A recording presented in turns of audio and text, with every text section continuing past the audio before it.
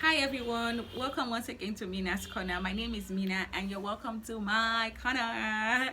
If this is the first time you're seeing my face, I want to just say thank you for stopping by. My name is Mina and I make videos that has to do with career gist, self-development, and I document my growth on my channel.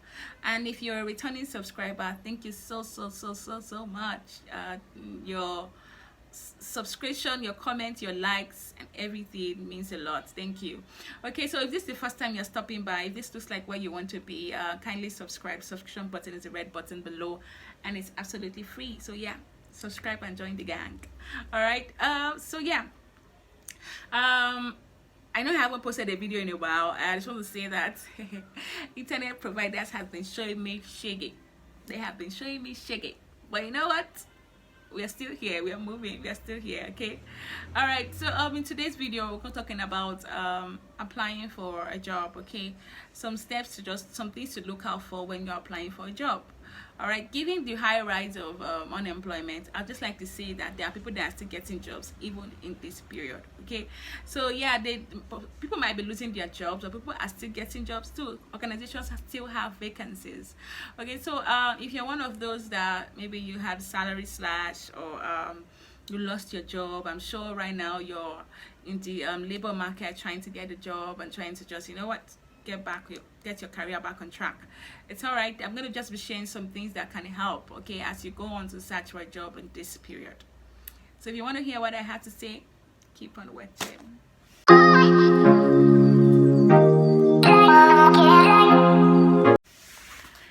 All right, so yeah, I'll start. Number one is follow the organizations on their social media platforms. Okay, now I'm just going to say this, that with the whole pandemic and everything going on right now, organizations are big on social media like never before. So you will see them on, particularly on LinkedIn, but you will see them on Instagram, you will see them on Facebook. They are on those platforms like never before because they are trying to create a presence. And you know the amazing thing, people think that when they see organizations on those platforms, they are just there because they are following the trends. No, organizations are also trying to sell themselves to employees or prospective employees as well, to help them see that they are cool organizations to work with. So please, if you have an organization you're eyeing, or an organization you would like to work with, or one that you feel like your career path connects with theirs, by all means follow them on their social media platforms. And don't just follow them there, please like their posts, share if you have to, comment. Now I'm not saying stalk them, please don't stalk them, and don't go there and make unreasonable comments. All right, well, if they make compelling, if they create compelling posts, or they post compelling posts that you find interesting, give a comment at there, share it if you have to, like it. So the same way it works for you, that if someone goes on your social media platforms and likes your posts regularly, consistently comments on your posts, the same way you take notice of that person, this person is the same way the person handling the social media platforms for these organizations notice those that comment, like, and share. Okay, so do that, create a presence on the social media platforms, let them see you. Number two tip that would help is to create a compelling cover letter. Okay, so you already know the organization you want to go to, you want to work with, or you have a sense of the organizations that catch your fancy, that you're eyeing, and you hope to get employment there. So create a compelling cover letter. Now some cover letters are just blare. Some people just go online, go copy it, copy and paste. Don't be like that. Okay, so your cover letter is the letter that precedes your CV. So it gives the employer or the recruiter an idea of who you are. So it's supposed to be compelling and interesting enough to make the recruiter want to check out your CV, basically. So it's the first thing they see before they actually see your CV. I'm just going to say at this point that please, on no occasion should you send your CV without a cover letter, please. Every CV should be accompanied with a cover letter. All right, so your cover letter should be compelling. It should be like a story that connects the organization with you. Why do you want to work in the organization? Don't just say because their motto is to win is to grow and I like that motto. No, it's supposed to tell a story that how the company's growth, how their vision, how whatever they do, how it connects with your career path, how you stumbled on them, why they resonate with you. So it's supposed to be like a story, a compelling and interesting story. All right, so please Don't just write the cover letter. Remember that with the rise in unemployment, the competition is stiff. So you have to add extra effort, add extra sauce. Number 3 tip is, I'll just like to say that if you're not a fit for the job role, please do not apply. Okay, I know this might sound a bit harsh, but I'm going to explain. So the thing is, right, when organization gets put out a vacancy and the applicants send in the application, it's not the HR officer just sitting down there going through tons of application. Of course not.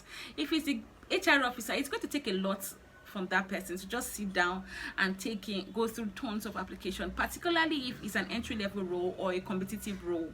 If it's a high-end role, of course, we know that high-end roles, you don't get as much application for high-end roles as you do for entry-level roles. So if it's a high-end role, maybe the HR officer can sit down and go through. But it's like an entry-level role and it's pretty competitive. You know that it's ridiculous to think that it's the HR officer just sitting down there and going through tons of application. No, most organizations use the application or applicant tracker system to sieve through CVs. Okay, and this system is already programmed. The system is already programmed to look out for some certain skill set, particular skill set that the organization is looking for. So if you're not a match, say you are not 80%, you are like less than 80% match, the system is programmed to kick out your application. It's just what it is. Okay, so it's programmed to kick out your application. So if that's the case, it then means that if you apply on faith without works, say you are just a 40% match, but you just feel like somehow God is going to blind their eyes and they will not see the 60%, they will just see only the 40%. I'm sorry to burst your bubble. Okay, the system is going to kick your CV out. It's already programmed to do so. All right, so don't know if you're not a match, if you're not, say, an 80% 90% match for that role, I strongly advise that you do not apply so you don't get your hopes dashed. Instead, go back and upskill yourself, learn the necessary skills, and then come back again to apply, basically. All right, tip number 4 tip I'm going to share is, if you're filling the applicant form or you're filling a job vacancy form, because I'm sure that given the way it is right now, most of the interviews will be online. There are lots of forms you're going to have to fill online. So if you're filling the forms, and it's not just for job application form, whether it's a school form, whether it's a bank form, if you're filling an official form, right, do not leave any row blank, even if you don't have the answer. Okay, if it's exam, fine. I mean, if it's a form you're trying to apply for something, it's a form you have to fill to get something, an official form, do not leave any row blank. Even if it's an exam form, if it's not applicable to you, write not applicable. Okay, but now let's go back to the job form. If it's a job application form, the thing is this, right? Remember the ATS? Yes, this system is also programmed to go through these forms, to sieve through these forms, to check through the forms, the answers on these forms. Usually, remember that it's not one person, it's not an individual most of the time that go through these forms one after the other, because of course it's not a good use of your time. So if it's not an individual going through the form, if it's a system doing that work, it then means that it's programmed to check for some certain things. So if you leave the answers blank, it will feel the system automatically assumes you didn't answer, or you don't have the answer to that, and you don't know the implication of that. All right, so do not leave it blank. Just put not applicable. If it does not apply to you, put not applicable there. All right, but try not to leave any row in the form blank. Okay, so number 5 tip that I feel like will help is to connect with people that work in the organization. Hold up. Please, I'd like to say that when you connect with these people, don't connect with them in their inbox to beg them for jobs. They get a lot of messages like that, a lot. So don't go in their inbox and say, hi, please help me, I'm looking for a job, save me. Don't be that person. They get a lot of messages like that. Don't be like that. Okay, so yeah, connect with them on the platform, particularly on LinkedIn. Okay, you can almost You can see the people that work in that organization on LinkedIn. Yeah. So you can even see their job role. So you might see the HR officer, you might see the head of department. Connect with them on LinkedIn, all right? And if you're connecting with them, connect with them. Make sure you have a LinkedIn presence, please, because trust me, if you send them an invite or you send them you want to connect with them, they will check your LinkedIn profile. They will check your LinkedIn profile, and if they check your LinkedIn profile, they see that you've not even made any posts, or you don't even make any post at all, or you don't even have a presence there, or you don't even do anything. Trust me, they are less inclined to associate with you. So try and up your LinkedIn game. If you're actively job searching, try to up your LinkedIn game or your social media game as well, because now organizations will check social media platforms as well. So if you're one of those people that used to put sexy baby underscore, and you know how you used to use the pictures you put on social media are pictures that are questionable, and you're looking for a role that is that's like the face of the organization, you know, of course, you know that if they find out that they won't pick you, you know that, right? Okay, so this is the time, if you're job searching, this is the time to be careful for what you post on social media, pictures you post, comments you leave, posts you make. Be careful, like we know the internet never forgets, so please be wary of that. Okay, so yeah, connect with these people in LinkedIn, on social media platforms. Now you're wondering, how do I do that? If it was a person, if it was someone that referred you to the organization, you could just ask the person to connect you with their contacts in the organization. Basically, nothing. You're not asking them. You're not begging them for a job. Please, you're not begging them for a job. You're just selling yourself. Okay, thanking them for the opportunity and telling them your passion, your interests, and how you find what they do interesting and why it interests you, basically. So you're not begging them that please help me, I just applied, help me connect it or help me work it out. Nope. If you don't know anybody there, you stumble on the organization, or you just been following the organization for a long time, you can also connect with them. As I said, you find most of their staff or members on LinkedIn. People you should target to connect with, maybe the departmental head for the role you're eyeing, they're the HR person, yeah, the communications person. The communication person is the one that handles their social media platform. So yeah, the communications person. So people like that, you should target them.